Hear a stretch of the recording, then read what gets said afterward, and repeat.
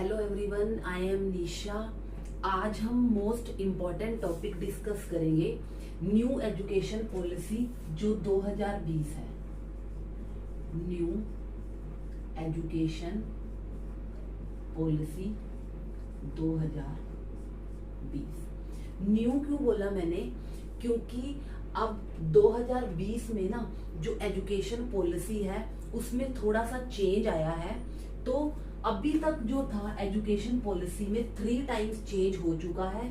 First time जो change हुआ था वो हुआ था 1968 में, जब इंदिरा गांधी की सरकार थी। उस टाइम पे फर्स्ट टाइम में एजुकेशन पॉलिसी में चेंज हुआ। उसके बाद 1986 में सेकेंड टाइम जो एजुकेशन पॉलिसी में चेंज हुआ वो हुआ उस टाइम पे राजीव गांधी की सरकार थी।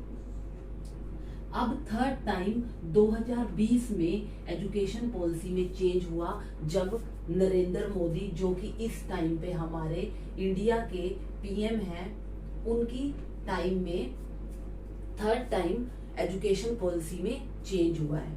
तो आज जो है मैंने डिस्कस करना है कि जो चेंजेस अब हुए हैं उसको हम डिटेल से, जो मोस्ट इम्पॉर्टेंट क्वेश्चंस एग्जाम में आते हैं, मैं उनके बारे में आपको आज बताना है।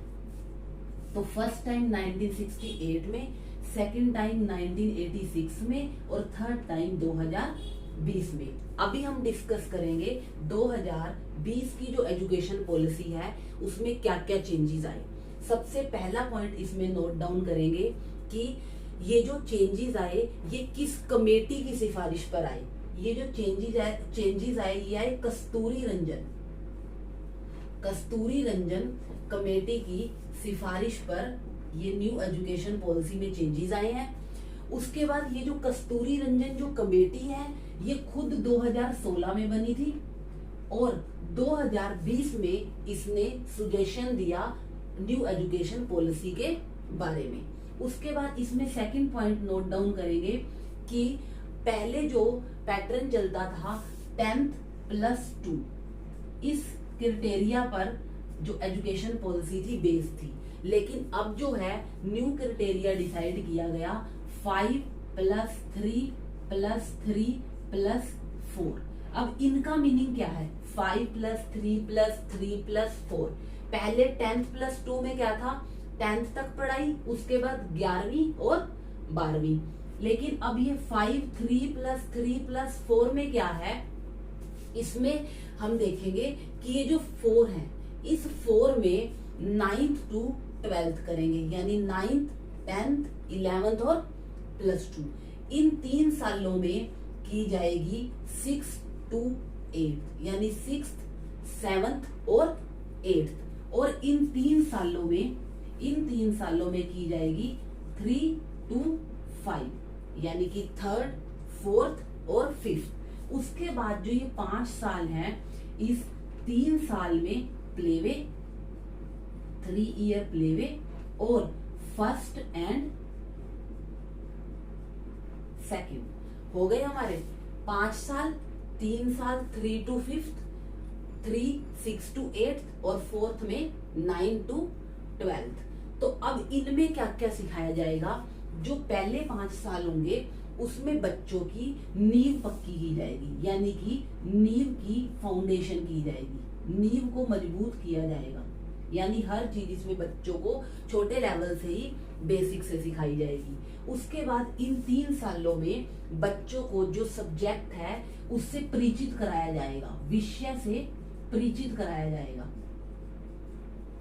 उसके बाद ये जो 6 to 8th है इसमें बताया जाएगा कि जैसे कोई भी कंप्यूटर कोर्स लेना है या कोई भी वोकेशनल कोर्स लेना है, उसके बारे में इसमें बताया जाएगा। उसके बाद ये जो 9th to 12th है इसमें बच्चा जो है खुद से कोई भी जो सब्जेक्ट है वो चूज कर सकता है, सब्जेक्ट की सिलेक्शन कर सकता है, कोई भी जो सब्जेक्ट है उसको सिलेक्ट कर सकता है। तो ये हमने किए 5 + 3 + 3 + 4 का क्राइटेरिया, जो कि इस न्यू एजुकेशन पॉलिसी में इंप्लीमेंट किया जाएगा।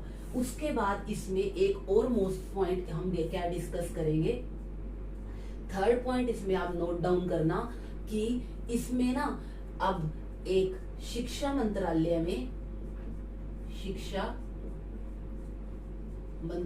में एक एजुकेशन का कमीशन बनेगा, यानी कि राष्ट्रीय कमीशन आयोग बनेगा, राष्ट्रीय कमीशन आयोग बनेगा।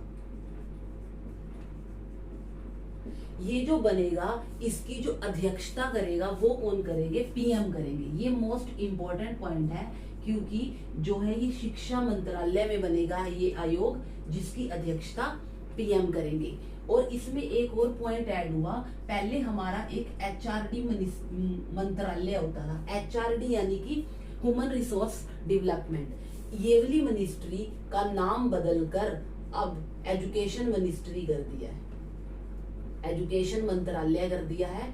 किसका नेम बदलकर, एचआरडी जो मिनिस्ट्री है उसका नाम बदलकर एजुकेशन मंत्रालय कर दिया गया है। अब इसमें मुझसे जो और इम्पोर्टेंट पॉइंट ऐड होंगे वो होंगे कि क्या ये पॉलिसी जो है अब 2022 चल रहा है, तो क्या ये पॉलिसी इंप्लीमेंट हो चुकी है।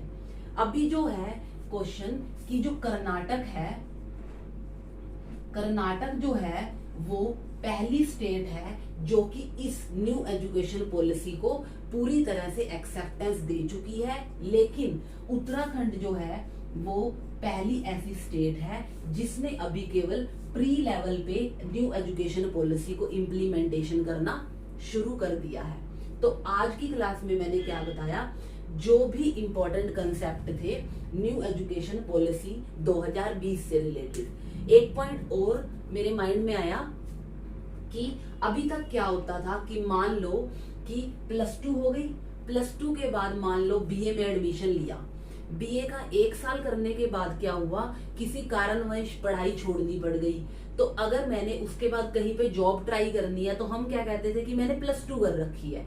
बीए का जो 1 ईयर होता था, चाहे मैंने कर लिया लेकिन वो काउंटेबल नहीं होता था। तो अब इस न्यू एजुकेशन पॉलिसी में क्या होगा कि अगर किसी ने भी फर्स्ट ईयर जो है ग्रेजुएशन का कर लिया है तो उसके लिए उसको सर्टिफिकेट मिलेगा, और उसके बाद अगर उसने सेकंड ईयर किया है तो उसे डिप्लोमा मिलेगा, और अगर उसने थर्ड ईयर भी कर लिया है तो उसके लिए उसको डिग्री मिलेगी। और जो ग्रेजुएशन है अभी तक 3 साल की होती थी, और अब जो है graduation according to new education policy 2020 जो बीए है, जो ग्रेजुएशन है वो 4 साल की भी है। जिसने 3 साल की करनी है वो 3 साल की करे, जिसने 4 साल की करनी है वो 4 साल की करे। लेकिन चौथे साल में क्या होगा, जो रिसर्च से रिलेटेड चीजें हैं वो चौथे मतलब कि 4th ईयर में वो सिखाई जाएंगी। उसके बाद अगर एमए करनी है या एमफिल करनी है वो 1 ईयर की होगी। तो काउंट तो वही हुए कि 3 साल ग्रेजुएशन और 2 साल की पोस्ट ग्रेजुएशन करते हैं। तो अब क्या होगा, अगर किसी ने 4 साल में ग्रेजुएशन कर लिया है तो 1 साल जो है वो पोस्ट ग्रेजुएशन में काउंट होंगे। लेकिन इसमें एक अच्छा चेंज क्या आया कि अब अगर किसी ने 1 साल 2 साल या 3 साल करके पढ़ाई छोड़ी है तो उसके लिए वो काउंटेबल होगी। लेकिन इससे पहले क्या होता था कि अभी तक अगर कर लेते थे ग्रेजुएशन का 1 साल वो वेस्ट जाता था। तो इस न्यू एजुकेशन पॉलिसी में आज मैंने पूरी कोशिश की कि जो इसमें इम्पोर्टेंट पॉइंट है और एग्जाम में आने के पूरे चांसेस हैं वो मैंने पूरी कोशिश की कि मैं आपको बिल्कुल इजी वे से लर्न करवाने की कोशिश करूं। तो आगे भी मेरी क्लासेस इसी YouTube चैनल पर चलती रहेंगी। जैसे भी मुझे टाइम लगेगा मैं उसी के अकॉर्डिंग इसी चैनल पर क्लासेस देते रहना है। तो आज के लिए इतना ही। Thank you.